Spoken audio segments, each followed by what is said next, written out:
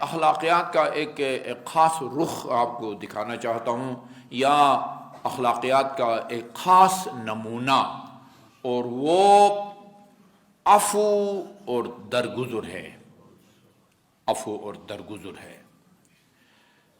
میں نے عفو اور درگزر کی فضیلت پر مشتمل تقریباً 8 آیات نوٹ کی ہیں۔ ظاہر ہے ساری نہیں سنا سکوں گا، اور 5 روایتیں نقل کی ہیں، یہ بھی ساری نہیں سنا سکوں گا، وہ چند ایک سنا سکوں گا جس میں اللہ تعالیٰ نے عفو کا، کہیں رسول خدا صلی اللہ علیہ وسلم مخاطب ہیں، اللہم صلی اللہ محمد و آل محمد، اللہ رسول خدا سے فرماتا ہے کہ فاصفح الصفح الجمیل، بہترین انداز میں درگزر کریں۔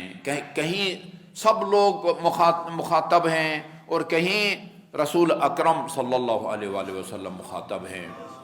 یہ ٹھیک ہے، یہ حقیقت بھی آپ کے ذہن میں ہونی چاہیے کہ کچھ خواص الرسول ہے، خواص الرسول، کچھ خصوصیتیں رسول خدا میں ہیں جو اس دنیا میں کسی کے پاس نہیں ہیں۔ وہ خصوصیات اللہ تعالیٰ نے جن خصوصیات سے نوازا تھا ان کو معجزہ سمجھ لیں۔ اسی طرح کچھ آپ کی ذمہ داریاں آپ کی تھی جو باقی لوگوں کی نہیں تھی۔ مثلا نماز تہجد پڑھنا ہمارے لیے مستحب ہے، رسول خدا پر نماز تہجد پڑھنا وہ واجب تھا، یہ عمل آپ کے اوپر۔ یہ جو ہے عفو کرنا، یہ صرف رسول خدا سے نہیں کہا جا رہا ہے، سب لوگوں سے کہا جا رہا ہے کہ عفو کرو، عفو کرو، درگزر کرو، درگزر کرو۔ آپ بے شک حق بجانب ہو، آپ کے ساتھ زیادتی ہوئی ہو، لیکن درگزر کرو۔ اس درگزر کا فائدہ کیا ہوگا؟ شاید اکثریت سامعین یا ناظرین کے ذہن میں یہ نہ ہو کہ یہ قرآنی آیات کا مضمون بھی ہے، جو آدمی لوگوں کو معاف کرتا ہے نا، لوگوں کو معاف کرتا ہے، خدا اسے معاف کرتا ہے۔ اور آپ کو کیا چاہیے؟ جو لوگوں کو، یہ آخری آیت جو نوٹ کی ہے اس کا آخری حصہ میں آپ کو سناتا ہوں، باقی حصہ آپ کو نہیں سناتا۔ وَلْيَعْفُوا، ادھر رسول خدا مخاطب نہیں ہے، وَلْيَعْفُوا، لوگوں کو چاہیے کہ وہ معاف کریں، عفو کریں ان لوگوں کو کہ جن کا آپ کے ذمہ کوئی حق ہے۔ یہ نہیں کہا جا رہا ہے کہ اگر کسی نے آپ کا پیسہ دینا ہے، آپ کا مقروض ہے تو اس کو معاف کر دے۔ یہ جس آیے کریمہ میں قرض کا حکم ہے نا، وہاں اللہ تعالیٰ نے یہ فرمایا بھی ہے، اگر آپ نے کسی کو قرض دیا ہوا ہے، آپ کا مقروض ہے، اس کے ذمے قرض کی ادائیگی واجب ہے، لیکن اگر تمہاری حیثیت ہے اس کو معاف کر دو۔ تو کروڑوں سے کھیلتا ہے، 1000 روپیہ اگر کسی نے تجھے دینا ہے تو یہ 1000 روپیہ معاف کر دے، نہ آسمان گرے گا نہ زمین پھٹے گی، تیری معیشت جو ہے نا اس پر کوئی حرف آنے والا، اگرچہ ادھر بھی ہے کہ بھئی لوگوں نے اگر تیرا مالی حق بھی دینا ہے تو تجھے معاف کر دے، اور پھر جو ادا کر سکتا ہو اور بہانے بناتا ہو اس کی شدید مذمت کی گئی ہے۔ مطل الغنی ظلم، جو آدمی یعنی اپنے ذمہ واجب الادا حق ادا کر سکتا ہے لیکن ٹال مٹول کرتا ہے، مطل میم توئن لام، اس کا مطلب ہوتا ہے ٹال مٹول کرنا، بہانے بنانا، یہ ظلم ہے۔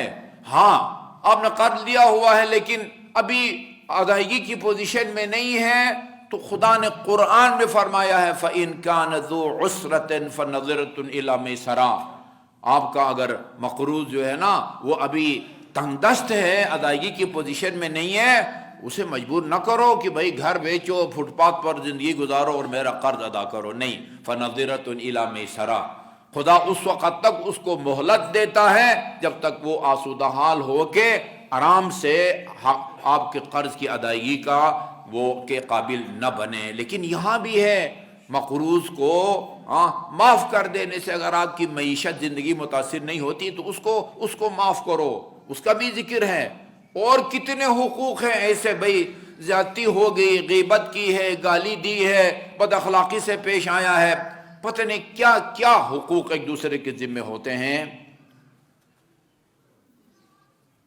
زیادہ جو مشہور جو ہے نا جی، جو مشہور کہیں یا بدنام کہیں، یعنی تعلقات کی کشیدگی کے حوالے سے، وہ ساس بہو بہت مثال ہے نا۔ ساس بہو، ساس کے ذمے بہو کے حقوق ہیں، بہو کے ذمے ساس کے حقوق ہیں۔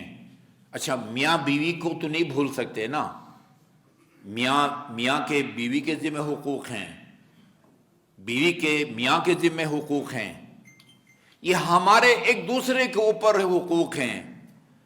اگر میں نے آپ کی غیبت کی ہے، میرے ذمہ آپ کا حق بنتا ہے، آپ نے میری غیبت کی ہے، آپ کے ذمہ میرا حق بنتا ہے۔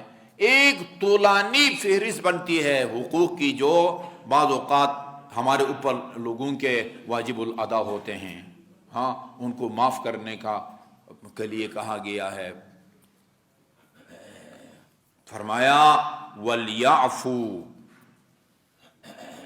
وَلْيَصْفَحُوا، لوگوں کو چاہیے کہ معاف کریں، ہاں، لوگوں کے ذمہ جو واجب الادا حقوق ہیں، خصوصاً مالی نہ ہو، ایسی وہ اخلاقی حقوق ہیں جیسے غیبت وغیرہ، چغل خوری وغیرہ، گالی دی ہے کبھی، یہ اس طرح کی چیزیں، ان کو معاف کریں۔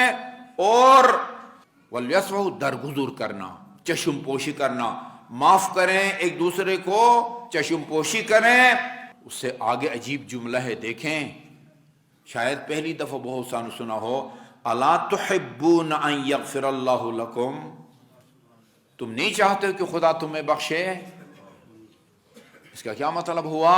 یعنی اگر تم لوگوں کے حقوق کو یا لوگوں کے ذمہ واجب الادا حقوق کو اگر معاف کروں گے، تیری شان میں گستاخی ہوئی ہے۔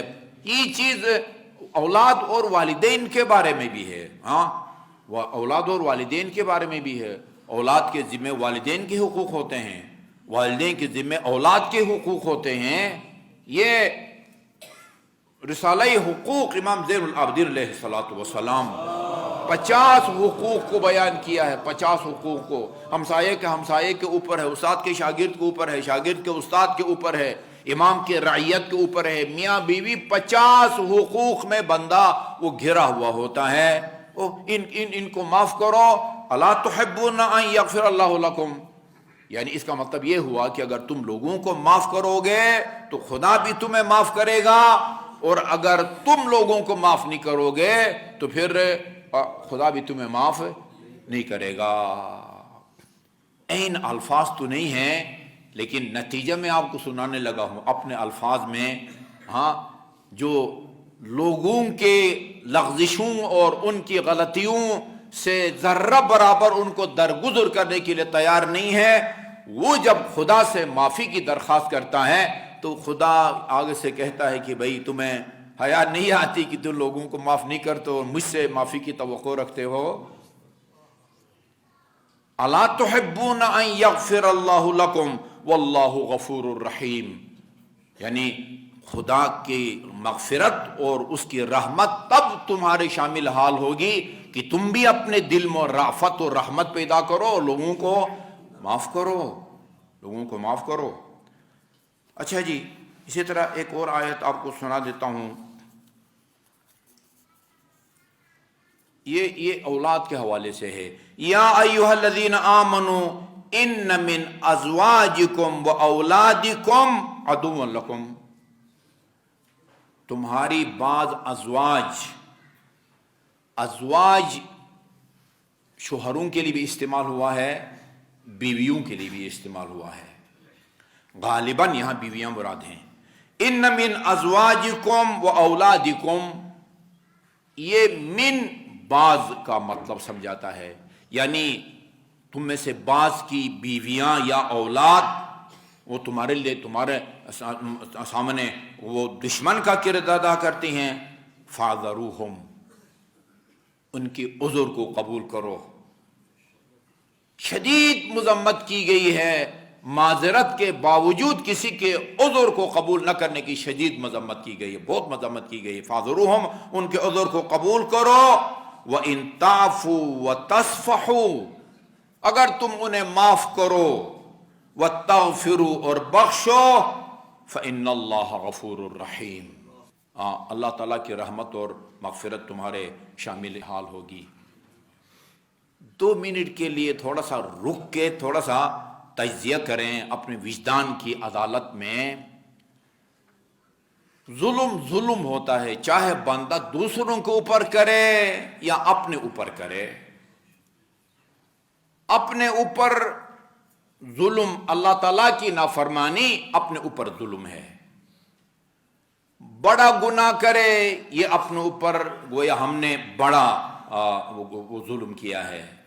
چھوٹا گناہ کریں، گویا اپنے اوپر ہم نے چھوٹا ظلم کیا ہے نا۔ ظالم ہوتا ہے، جو دوسروں پر ظلم کرے وہ بھی ظالم ہے، اور جو اپنے اوپر ظلم کرے وہ بھی ظالم ہے۔ ہاں، تھوڑا سا آپ جائزہ لے لیں، وہ موازنہ کریں کہ 70 سال اگر میری عمر ہے، 70 سال، اس 70 سال میں نے زیادہ اپنے اوپر ظلم کیا ہوگا یا لوگوں نے مجھ پر زیادہ ظلم کیا ہوگا؟ کوئی مقابلے والی بات ہی نہیں ہے۔ معصوم جو عن الخطا جو نہیں ہوتا، شاید کوئی ایسا دن گزرے جس میں کوئی اللہ تعالیٰ کی نافرمانی نہ ہوئی ہو، نہ گناہ صغیرہ بندے سے سرزد ہوا ہو، نہ غیبت کی ہو، نہ سنی ہو، نہ کسی کے بارے میں بدگمانی کی ہو، شاید کوئی دن خالی ہو۔ یعنی یہ لوگ جو آپ کے اوپر ظلم کرتے ہیں آپ کی زندگی میں، ایک آدمی کی بات کریں نا، اچھا وہ ان مظالم کے مقابلے میں جو بندہ معصیت کے ذریعے اپنے اوپر کرتا ہے وہ تقریباً نہ ہونے کے برابر ہے۔ یعنی اگر آپ لوگوں کو معاف کرتے ہیں تو اللہ تعالیٰ آپ کو معاف کرتا ہے، بہت بڑی فضیلت ہے۔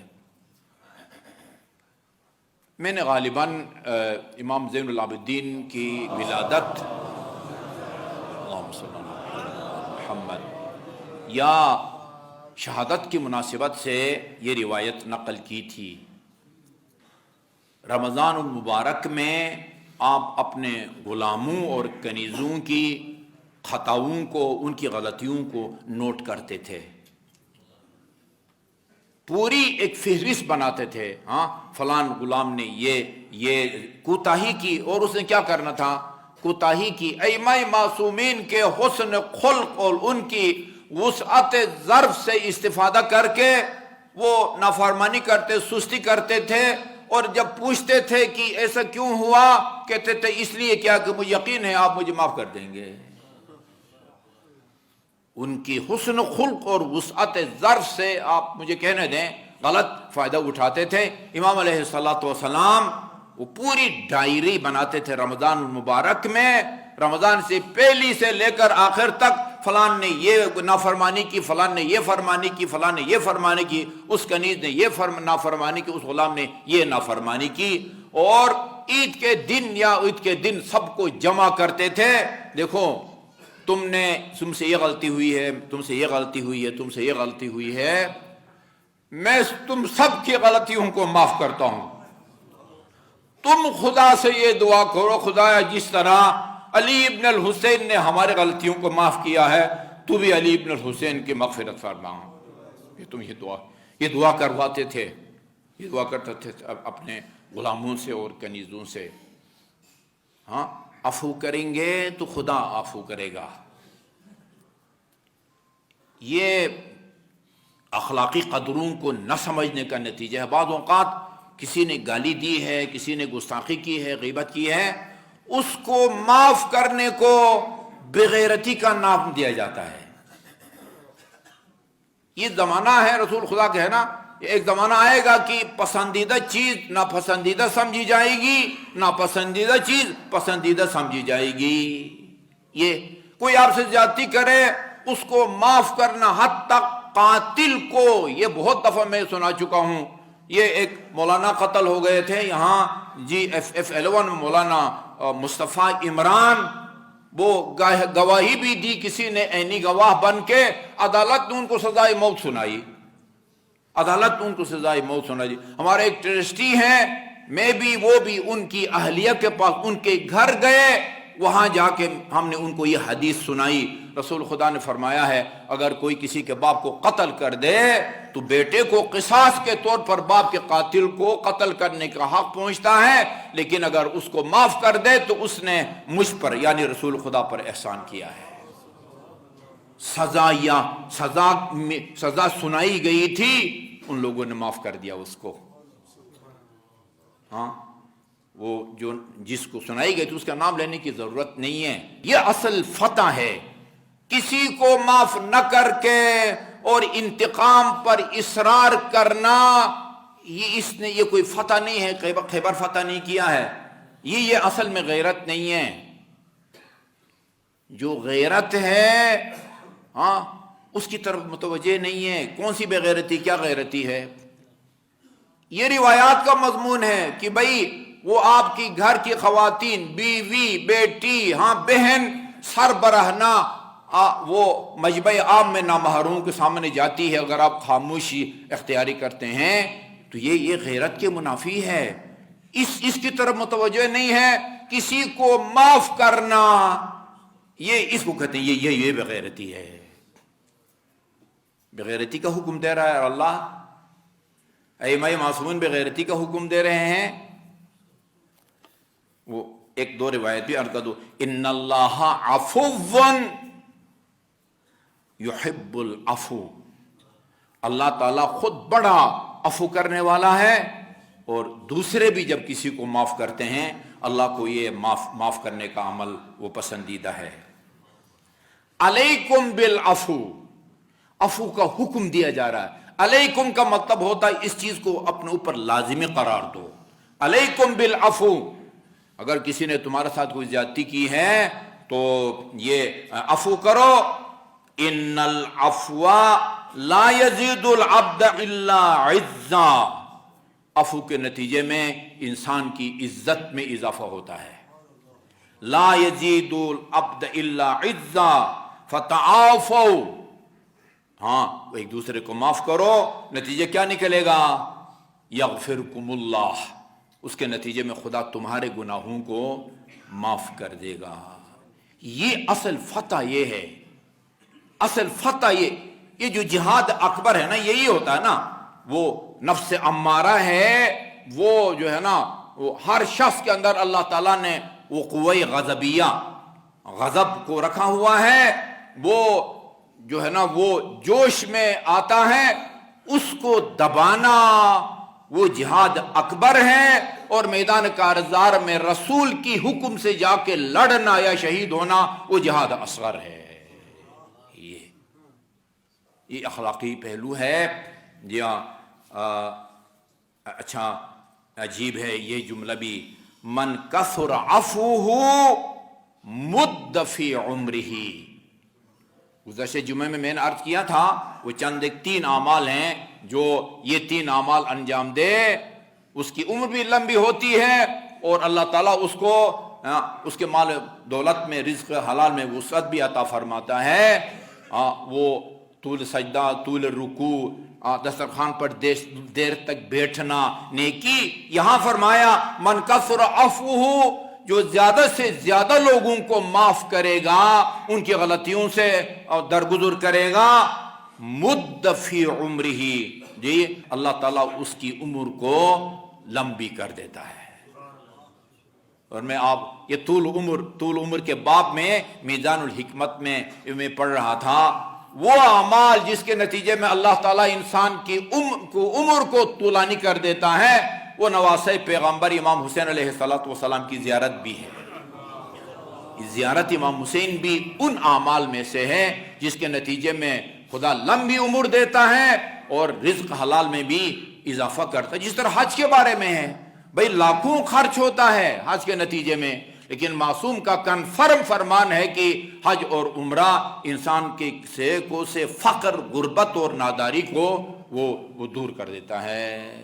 لہذا ہاں یہ جس نے جو اڑ گیا نا، میں کہتے ہیں بعض فخریہ طور پر میں قیامت تک معاف نہیں کروں گا، وہ اللہ تعالیٰ کی مغفرت سے اپنے آپ کو محروم کر رہے، کوئی تلوار نہیں مار رہی، خیبر فتح نہیں کیا۔ فتح خیبر یہ ہے کہ معاف کرو، معاف، اس میں عزت ہے۔